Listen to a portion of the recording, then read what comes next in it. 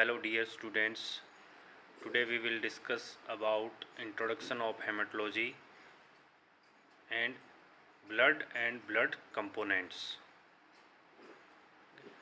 Introduction of hematology. Hematology means study of blood.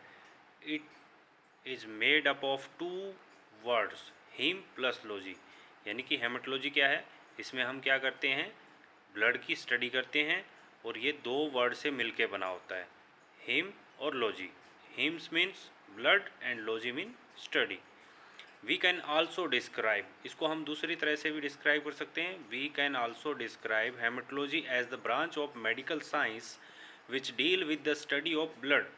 यानी कि haematology क्या है, मेडिकल साइंस की एक ब्रांच है जो किसके साथ डील करती है, ब्लड के साथ. ठीक है, with the study of blood cells, it's components, formation, degradation and function of blood. जिसके अंदर हम किसकी स्टडी करते हैं, ब्लड की, ब्लड सेल्स की, उसके कंपोनेंट्स की, ब्लड सेल्स की और ब्लड की फॉर्मेशन कैसे होती है, ब्लड सेल्स की डिग्रेडेशन कैसे होती है एंड उसके क्या क्या फंक्शंस हैं, वो हमारी बॉडी में क्या क्या रोल प्ले करता है, इसके बारे में हम इसमें जानते हैं. ठीक है, इसमें हम स्टडी करते हैं.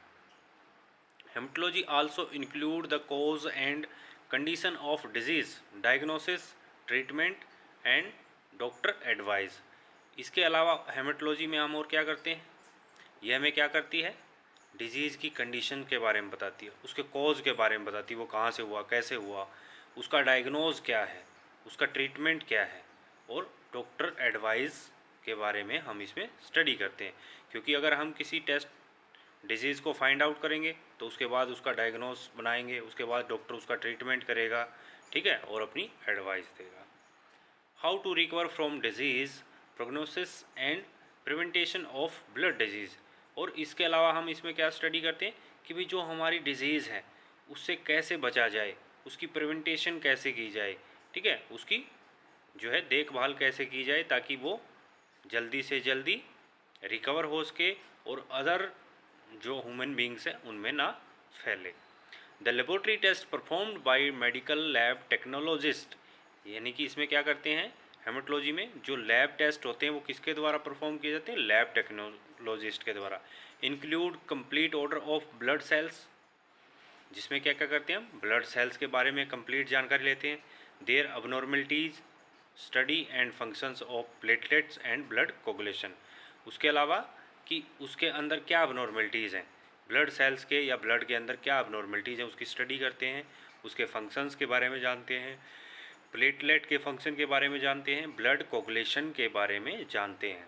ब्लड कोगुलेशन क्या है, वो फैक्टर्स होते हैं जो हमारे ब्लड को क्लॉट होने में हेल्प करते हैं और अगर कहीं पे इंजरी हो जाती है तो वहाँ पे उसको साइट को ब्लॉक करने में, वहाँ से ब्लड फ्लो को रोकने में हेल्प करते हैं, होते कोगुलेशन फैक्टर्स.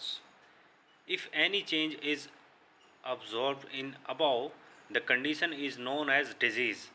अगर ब्लड के अंदर या ब्लड सेल्स के अंदर या उसके फंक्शन के अंदर या उसके कंपोनेंट्स के अंदर कोई भी अबनॉर्मलिटी या डिसऑर्डर देखने को मिलता है तो वो क्या किसकी तरफ इंडिकेट करता है, डिजीज़ की तरफ.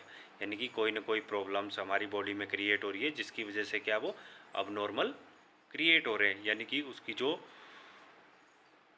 वर्किंग कंडीशन है वो अबनॉर्मल हो रही है या उसकी मॉर्फोलॉजी अबनॉर्मल हो रही है. ठीक है, उसके बाद हेमेटोलॉजी हम किसकी स्टडी करते हैं, ब्लड की. तो अब आइए हम ब्लड के बारे में जानते हैं कि ब्लड क्या होता है, उसके अंदर क्या होता है और वो क्या रोल हमारी बॉडी में प्ले करता है. Blood is a specialise connective tissue. Blood क्या है, एक तरह का special type of connective tissue है which is fluid in nature. और जो कैसा होता है नेचर में, फ्लूइड होता है. Which circulate in our body in a close system. और वो क्या करता है, हमारी बॉडी के क्लोज सिस्टम के अंदर मूव करता है. आपने देखा होगा कि कभी भी ब्लड हमारी बॉडी से फ्लो बाहर की साइड नहीं करता है, अंदर ही अंदर वो मूव करता है, बिकॉज ऑफ कि वो एक क्लोज सिस्टम के अंदर मूव कर रहा है. An average healthy adult have blood equivalent to 6 to 10% of body weight. और एक अडल्ट हेल्दी पर्सन जो होता है उसके अंदर जो ब्लड की क्वांटिटी होती है वो उसके बॉडी वेट के अराउंड 6 to 10% होती है। उसके बाद blood slightly alkaline in nature having pH 7.4, it is sticky and heavier than water. और जो इसकी pH होती है वो कितनी होती है 7.4। ये जो है बाय मिस्टेक यहाँ पे pH की जगह पे पेज आ गया है, तो उसको प्लीज़ जो है pH रीड करें कि ब्लड की जो pH होती है वो 7.4 होती है, ठीक है, स्लाइटली अल्कलाइन होती है। It is sticky and heavier than water, और ये क्या होता है, थोड़ा गाढ़ा होता है और पानी से वाटर की अपेक्षा ये थोड़ा हैवी होता है। The circulating blood include red blood cells, white blood cells, platelets. और इसके अलावा कि जो ब्लड हमारी बॉडी में सर्कुलेट होता है उसके अंदर क्या क्या होता है, ब्लड सेल्स कौन कौन से होते हैं, रेड ब्लड सेल्स होते हैं, वाइट ब्लड सेल्स होते हैं और प्लेटलेट्स होते हैं। All blood transport vital requirement, और ब्लड उसके अलावा क्या करता है, सभी तरह की जो वाइटल रिक्वायरमेंट होती है हमारी बॉडी के लिए ज़रूरी, विटामिन्स, मिनरल्स, ऑक्सीजन्स, वो सभी क्या करता है अपने साथ कैरी करता है। And waste product of the body, और उसके अलावा वेस्ट प्रोडक्ट जो बॉडी के होते हैं, जब ऑक्सीजन्स को या न्यूट्रिएंट्स को हमारी बॉडी कंज्यूम कर लेती है, सेल कंज्यूम कर लेते हैं, तो उसके बाद जो वेस्ट प्रोडक्ट बनता है उसको भी वो साथ में कैरी करता है, ठीक है। Blood is mixture of two components, one is plasma and another one is blood cells. और जो ब्लड है वो दो कंपोनेंट्स का मिक्सचर है, किस किस का, एक तो प्लाज्मा का और एक ब्लड सेल्स का। तो प्लाज्मा क्या है, प्लाज्मा जो है टोटल ब्लड में क्या होता है 55% होता है, जिसके अंदर जो है 90 to 92% वाटर कंटेंट होता है, और उसके अलावा अदर वाइटल कंपोनेंट्स होते हैं, ठीक है। उसके बाद जो हमारे पास बचा ब्लड सेल्स, ब्लड सेल्स जो हैं ब्लड के अंदर 3 टाइप्स के होते हैं, red blood cells, white blood cells और प्लेटलेट्स।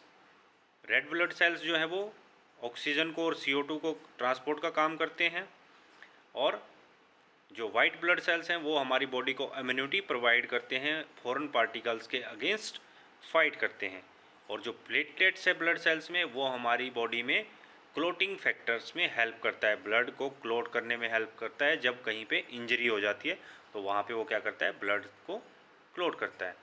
तो आई थिंक सो सभी स्टूडेंट्स को अच्छे से जो ये लेक्चर डिलीवर किया है वो समझ में आया होगा।